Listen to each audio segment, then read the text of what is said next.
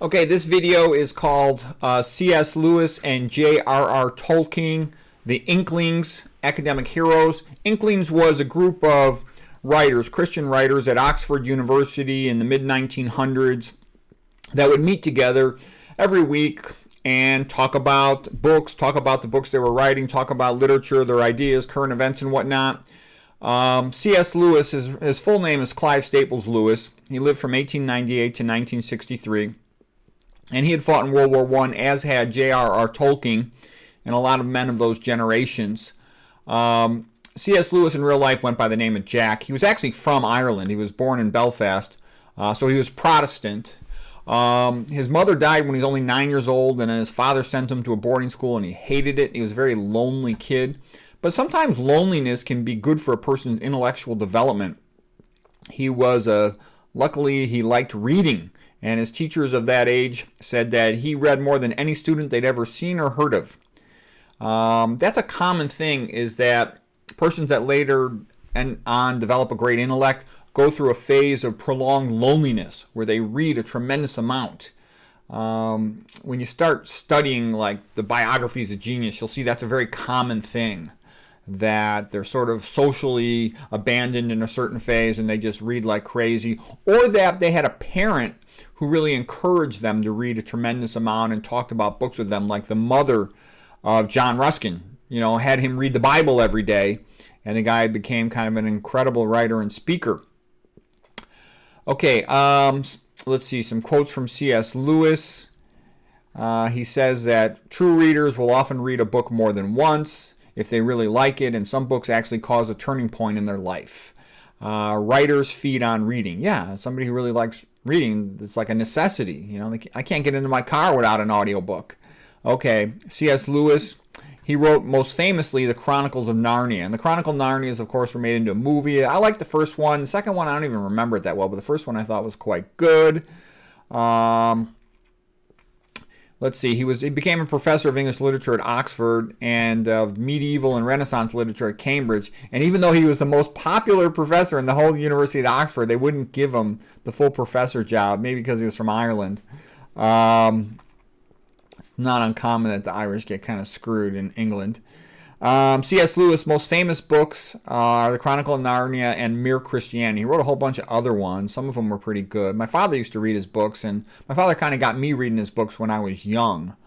I enjoyed Chronicles of Narnia and felt like I understood it. The other ones I would read, Screwtape Letters, Mere Christianity, I didn't quite understand them when I was young. I was just, reading it so I could talk to my dad. It was like a big deal for me to talk to my dad because he worked a lot. And so when I would see him, I would look forward to discussing what I had read or he had sort of offered me to read if I was interested. So anyway, C.S. Lewis said that contraception is to Christianity what Balin's Dolores Stroke was to the kingdom of King Pelham. Okay, so we're talking a little bit about, mythology and whatnot and King Arthur legends and stuff. So what he basically said is oral contraception is going to wipe out Christianity in his opinion, because they won't have any kids and they'll end up being replaced by other populations. So, okay, that was just one thing he said. All right, Christians live in enemy-occupied territory. The true Christian church is an underground movement. C.S. Lewis, who knows what book that came from right there. We are what we believe we are. And I'm going to get with some better stuff with C.S. Lewis. I'm starting out a little slow to give you the background, but I'm later going to share with you some interesting stuff that he did. There's a whole course on C.S. Lewis at greatcourses.com. Taught by, I think, Louis Marcos. It's pretty good. He loves C.S. Lewis. I like C.S. Lewis a lot, but I don't love him. Very often, the only way to get equality in reality is to start behaving as if you had it already. I like the idea of the Inklings, where they met to... I'm the wrong thing. They met to discuss their writing projects and, literature in general. So that's a good thing. All right, so continuing with C.S. Lewis. The only people who achieve much are those who want knowledge so badly they seek it when the conditions are unfavorable. Favorable conditions never come. Yeah, everybody's stuck doing tedious stuff because they have to make money to pay their bills. And they got responsibilities. I believe in Christianity as I believe that the sun has risen, not only because I see it, but because by it I see everything else. C.S. Lewis. Write only about what really interests you and nothing else. C.S. Lewis. Yeah, that's a good quote. And that kind of ties into Schopenhauer's ideas about the only writers who write anything worthwhile are the ones who do it out of pure interest. Anybody who does it for professional reasons, almost always their books suck. It is the liberal arts, not the vocational training, that preserves civilization by producing reasonable men and reasonable, responsible citizens. Yeah, that's an important point. People need a liberal arts education in order to have like a well-rounded understanding of the world and the ability to write well and be articulate. Okay, now I'm going to give you a little bit more extended quote from Mere Christianity by C.S. Lewis. This is where he actually used to give radio shows about this. And he was pretty popular. He's a popular writer from all his books, and these lectures became very popular. Let's say like in around the 1940s, around that time. So here goes C.S. Lewis. Mere Christianity is more like a hall, out of which doors open into several rooms. If I can bring anyone into the hall, I shall have done what I attempted. Human beings, after all, have some sense, and they see that they cannot have any real safety or happiness for themselves except in a society where everyone plays fair. And it is because of this that they see they have to try to behave decently. Ever since men were able to think, they've been wondering what this universe really is and how it came to be there.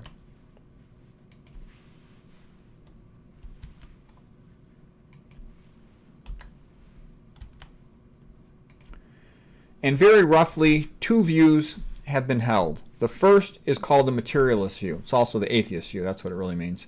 People who take that view think that matter and time and space and life have always existed and nobody knows why, and that matter behaving in certain fixed ways has just happened as a sort of fluke to produce creatures like ourselves who are able to think. The other view is the religious view. And according to the religious view, what is behind the universe is more like a mind than anything else we know. That is to say, it is conscious and has purpose and prefers one thing over another. And on this view, it made the universe partly for purposes we don't know, but partly to produce creatures like ourselves. And by that, I mean that have minds themselves. Wherever there has been thinking, men, both views will turn up. And then he goes on, C.S. Lewis. But progress means getting nearer to the place where you want to be. And if you have taken a wrong turn, then to go forward does not get you any nearer. If you are on the wrong road, real progress means to turn around and walk back to the correct road. And in that case, the man who turns back soonest is the most progressive man. C.S. Lewis continues. It is after you have realized that there is a real moral law and a power behind that law, and that you have broken that law, and you have put yourself wrong with that power. It is after all this, and not a moment sooner, that Christianity begins to talk. Of course, I quite agree that Christian religion is in the long run a thing of unspeakable comfort. But it does not begin in comfort. It begins in dismay. I have been describing, and it is no use at all trying to go on to that comfort without first going through that dismay. God made us. God invented us as a man invents an engine. A car is made to run on petrol, and it will not run properly on anything else. Now, God designed the human machine to run on himself. God designed the human machine to run on himself. He himself is the fuel for our spirits that we're designed to burn, or the food our spirits were designed to feed on. There is no other. There is no other.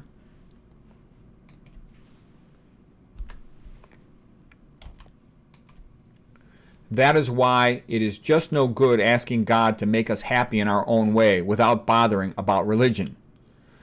God cannot give us happiness apart from himself, because it is not there. There is no such thing. This is the key to history. Terrific energy is expended, civilizations are built up, excellent institutions are devised, but each time something goes wrong. Some fatal flaw always brings the selfish and cruel people to the top, and it all slides back into misery and ruin. In fact, the machine conks. It seems to start up all right and then runs a few yards and then it breaks down. They are trying to run it on the wrong fuel. That is what Satan has done to us humans. So I give that as an aside. You can see that whenever some country tries to run on an atheistic system, it always ends up in tyranny. It always ends up in brutal cruelty and poverty and starvation. That's what always happens. Take a look at the French Revolution in the 1790s. It's a disaster. Take a look at, communism, all this stuff. It always ends up in a disaster.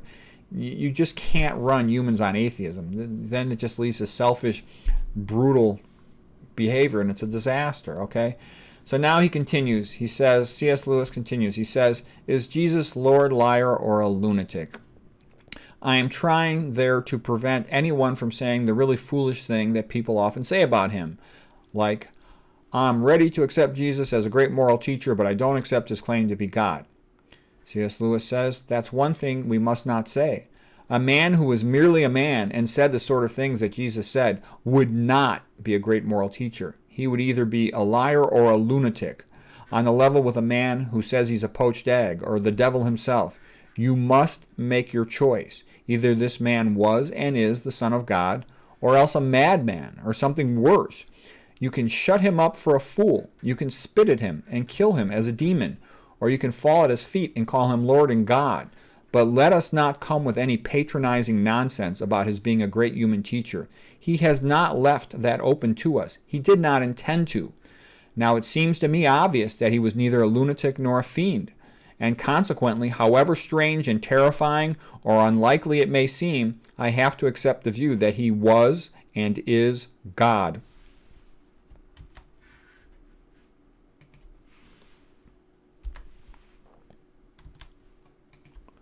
Okay, C.S. Lewis continued.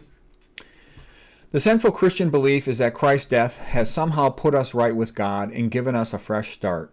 We are told that Christ was killed for us, that his death has washed our sins, and that by dying he has disabled death itself. That is the formula. That is Christianity. That is what has to be believed. Again, Christianity asserts that every individual human being is going to live forever, and this must either be true or false. And immortality makes this other difference, which, by the by, has a connection with the difference between totalitarianism and democracy. If individuals live only 70 years, then a state or a nation or a civilization which may last for 1,000 years is more important than the individual. But if Christianity is true, then the individual is not only more important, but incomparably more important, for he is everlasting. And the life of a state or a civilization compared with his is only a moment. And that's C.S. Lewis from Mere Christianity. And, what is being said here between the lines is the profound social importance of society's choice about morality and religion. Basically, Christianity is a religion that promotes the poor person, the little guy, okay, the big masses, the population, because it says he is equal in the eyes of God as the king. It says that, his life has tremendous meaning, all right? It says that he's entitled to natural right because he's created in the image of God, and therefore there's something partly divine in him. Atheism says, no, he's just a talking primate. Atheistic Darwinism, which is the main competing religion in popular society for agreed upon values. And it's already been accepted by the university system, by the corporate system, that mankind is nothing but a talking primate. Therefore, he has no rights except what is given to him. He is not right to anything. He's not right to free speech. He's not right to anything. Okay, that's an important point. And the average person doesn't understand that because they're ahistorical and they're uneducated. They don't know anything about religion or history. But it's pretty obvious that this is the case. And so, person needs to be aware of that because it has a big effect on their life.